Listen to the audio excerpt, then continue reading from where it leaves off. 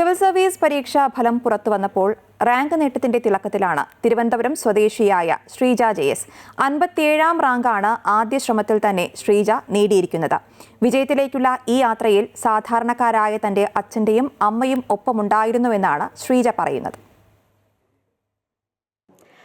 Civil service ഫലം പ്രഖ്യാപിച്ചപ്പോൾ നമ്മുടെ കേരളത്തിനും മലയാളത്തിനുമൊക്കെ അഭിമാനമായ ശ്രീജ JSന്റെ 57ാം റാങ്കാണ് ശ്രീജ നേടിയിരിക്കുന്നത്. ശ്രീജ നമ്മുടെ കൂടെയുണ്ട്.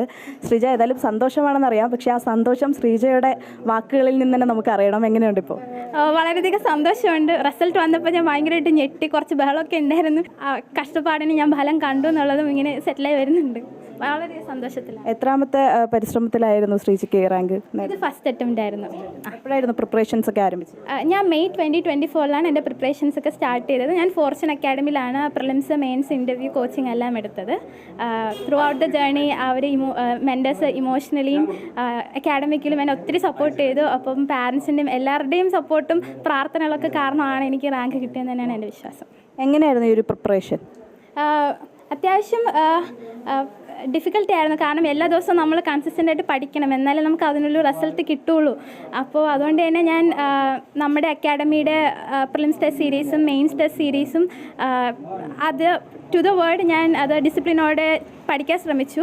ഡെയിലി പ്ലാനർ ഉണ്ടായിരുന്നു. അപ്പം എല്ലാ ദിവസവും പഠിച്ചിട്ടേ കിടക്കുള്ളൂ എന്നൊരു വാശി എനിക്കുണ്ടായിരുന്നു. അത് ഞാൻ മാക്സിമം ചെയ്തിട്ടുണ്ട്.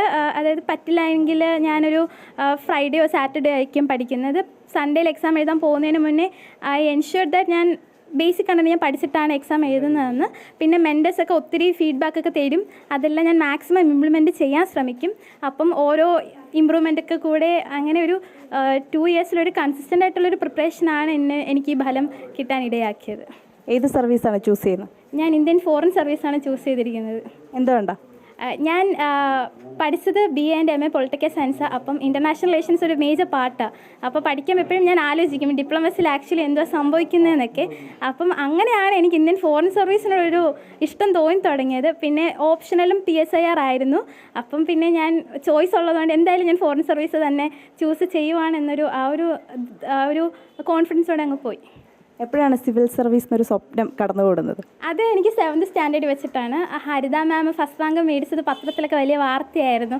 അത് കണ്ടിട്ടാണ് ഞാൻ എൻ്റെ അമ്മയുടെ അടുത്ത് പോയി ചോദിച്ചത് ഇതെന്താണ് സംഭവം എന്ന്. അന്നാണ് അമ്മ എനിക്കിതിനെക്കുറിച്ച് പറഞ്ഞു തരുന്നത്. ഞാൻ ആദ്യമായിട്ട് കേൾക്കുന്നതും അന്നാണ്. പിന്നെ എനിക്കിത് എൻ്റെ മനസ്സിലുണ്ടായിരുന്നു. അന്ന് മുതലേ ഉള്ള സ്വപ്നമാണ് ഇന്ന് പൂവണിയിരിക്കുന്നത്. തീർച്ചയായിട്ടും ശ്രീജയുടെ സ്വപ്നങ്ങൾക്കൊപ്പം നിന്നിട്ടുള്ള അച്ഛനും അമ്മയും ഉണ്ട് ഇവിടെ. അച്ഛാ, എങ്ങനെയുണ്ട് മകളുടെ ഈ വിജയം? എല്ലാവരും ഇതാ ഒത്തുകൂടിയിരിക്കുകയാണ്. പ്രതീക്ഷിച്ചിരുന്നതാണോ? പ്രതീക്ഷയൊന്നുമില്ലായിരുന്നു. വന്നാലും പ്രതീക്ഷ ഉണ്ടായിരുന്നു. ഒക്കെ കിട്ടും. നമ്മൾ രണ്ടുപേരും ഫുൾ സപ്പോർട്ട് ചെയ്തു. എല്ലാ കാര്യത്തിനും ഇതുവരെ ഉണ്ടായിരുന്നു. പ്രാക്ക് ചെയ്തിട്ടേ ഇല്ല. അവളെ കാര്യത്തിനും ഒരു കാര്യത്തിനും പ്രാക്ക് ചെയ്തിട്ടില്ല. അത് എവിടെ കൂടെങ്കിലും മറിച്ചും തിരിച്ചല്ല എത്തിക്കും. അത് മോളും നമ്മളോട് അത് തന്നെ നിന്നിട്ടുള്ളത്. അവൾ അങ്ങനെ നമ്മളെ അധ്വാനത്തിൻ്റെ ഫലത്തിൽ അവൾ വേറെ ഒന്നും ഒരു ഇതില്ല ചെയ്തിട്ടുമില്ല, അങ്ങനെ പോയിട്ടില്ല. നല്ല രീതിയിൽ നമ്മളെ എങ്ങനെ കഴിയുന്നു അതേ കണക്ക് പഠിച്ച് കഷ്ടപ്പെട്ട് പഠിച്ചാണ്. എന്താ വെച്ചാൽ രാവിലെ 3 മണി വരെ പഠിത്തം കുത്തിയിരുന്ന് പഠിക്കും. ഒരു റെസ്റ്റും കൊടുത്തിട്ടില്ല. സമയം കിട്ടുമ്പോൾ എല്ലാം ഇരുന്ന് വായിക്കും. നല്ല വായനയും കാര്യങ്ങളൊക്കെ വേണം. പിന്നെ നമ്മളും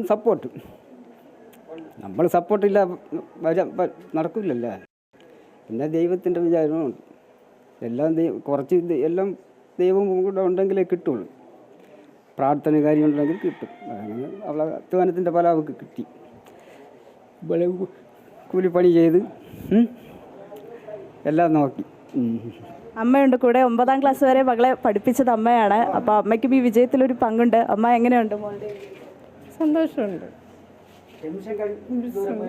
അവളെ അധ്വാനത്തിൻ്റെ ഫലം ദൈവം അവൾക്ക് കൊടുത്തു. ആദ്യമായിട്ട് എപ്പോഴാണ് മകൾ ഇങ്ങനെ ഒരു ആഗ്രഹത്തെക്കുറിച്ച് പറയുന്നത്? 9ാം ക്ലാസ്സിൽ പഠിച്ചുകൊണ്ടിരുന്നപ്പോഴത്തേക്ക് അവിടെ സ്കൂളിൽ നിന്ന് സിവിൽ സർവീസിൻ്റെ ഒരു ചെറിയ എക്സാം നടത്തിയിരുന്നു. അപ്പോൾ അത് ജയിച്ചപ്പോൾ അവർ ജില്ലാതലത്തിൽ കൊണ്ടുപോയിരുന്നു.